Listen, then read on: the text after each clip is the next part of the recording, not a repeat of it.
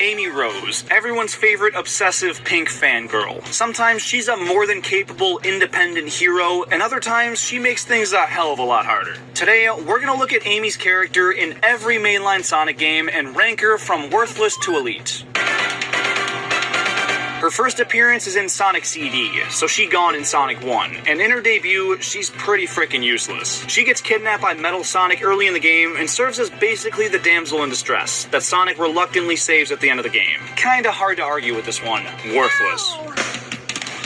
Sonic CD is the only classic Sonic game with any trace of Amy, so she gone in Sonic 2, Sonic 3D Knuckles, and Sonic 3D Blast. But Sonic Adventure gives her one of her most prominent roles to date. Not only does she have her own story mode with her own unique gameplay style, but she also grows a ton as a character throughout the events of the game. It starts off with her being, once again, very reliant on Sonic, saying she misses having him around and that life just isn't as fun without him. Near-death experiences and getting kidnapped aren't that traumatizing? I don't know, but then this little bird falls into her lap and gives her the chance to be the hero to someone. At first, she looks to Sonic to help her, but he's busy, saving the world, so Amy has to protect it all by herself. This giant robot dude is chasing after the bird, and her gameplay revolves around running away from it. But she eventually lets her guard down, gets caught, and reverts to calling for Sonic's help. But when she's locked up and there's no one around to save her or the bird, she sticks up for her friend and puts her own life at risk to protect someone else. It actively demonstrates her deeply caring personality, and that's the very thing that convinces a stone-cold robot to have a change of heart and let them go.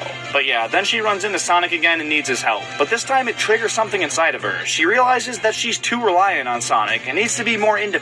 And when she sees the opportunity to act on this by helping that bird find its family by herself, she doesn't hesitate. She storms right into Eggman's base with nobody's help and actually succeeds in finding the other birds. Then that happens, and it forces her to finally face off against the thing she's been running away from the entire game for one final battle. And of course, she wins. Just like Tails in this game, she proves she doesn't need Sonic and can be a hero all by herself, which makes her pretty darn elite in my book. Toxic gas located in the forward compartment. Before I knew, I was different. Before I understood what nuclear truly meant. Before I could use my mind to move a submarine, I had to be born for it.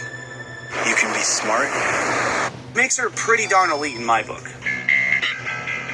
Sonic Adventure 2 puts her on the back burner when compared to last time, but she still has some pretty big moments. When Sonic's caught by the military and locked up in Metal Harbor, who breaks him out of jail?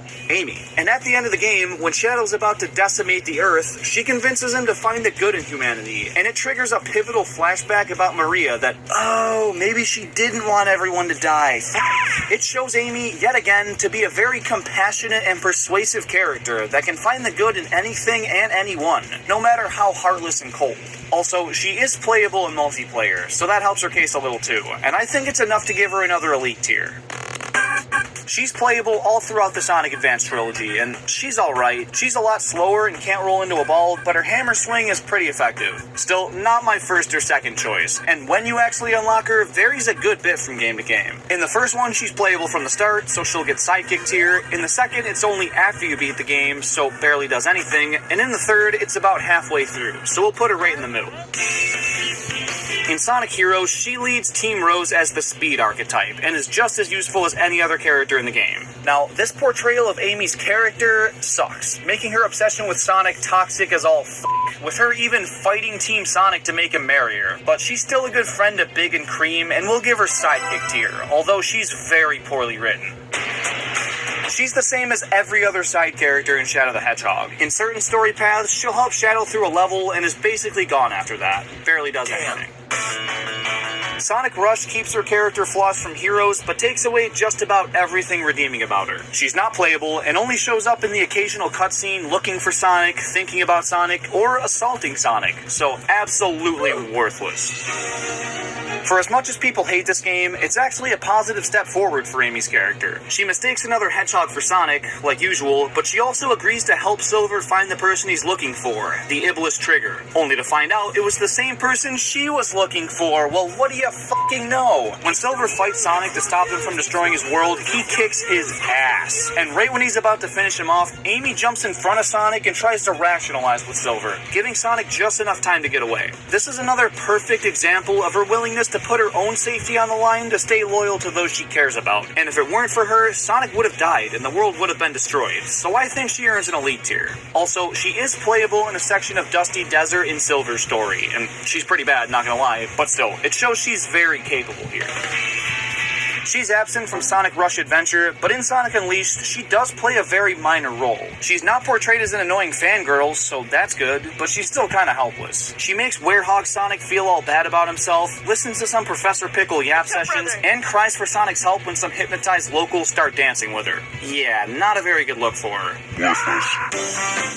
Just like Knuckles, she gone in Sonic Colors and Sonic 4 Episodes 1 and 2, but Sonic Generations brings her back as basically a cheerleader. She annoys the fuck out of him to the point where he has to stiff arm her face away, and while her smacking Knuckles into a tree was pretty funny, it goes against everything that once made her character so great, even just a couple games back in 06. She's supposed to be the thoughtful one, that yes, has a crush on Sonic, but also puts the well-being of her friends above her own, and unnecessarily hitting Knuckles just feels wrong for her. Worthless.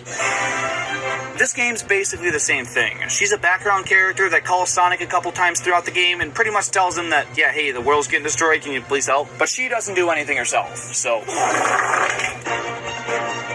Sonic Boom's portrayal of Amy is actually a lot better than most of these modern games. She still likes Sonic, but she's actually a character outside of that and can interact with the rest of the crew without it needing to be about Sonic. And in Rise of Lyric, she's a playable character alongside Sonic, Tails, and Knuckles, and she's not really better or worse than the other three, so she'll chill in sidekick tier.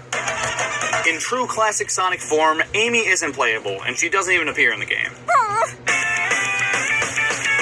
Sonic Forces sucks, and Amy just doesn't do anything in the game. She's part of the Resistance, and is seen taking out some enemies in the big battle scene, so she barely does anything. And hey, that's more than we can say for Tails in this game, right?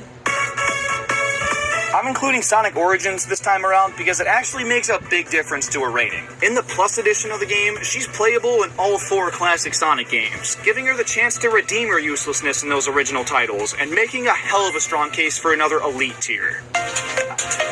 This game handles her character really well. She's not super clingy and obsessive like a lot of her other modern portrayals, and while she does need saving from the cyberspace thingy, so do Tails and Knuckles, so she contributes just as much as they do. Honestly, she's pretty chill in this game, and Sonic kinda admits to have small feelings for her, in a very indirect and Sonic type of way, but still, it shows she's not just a nuisance to him anymore. Also, in the final DLC update, she was added as a playable character, which is really cool to see, and I think it earns her a very strong, capable tier.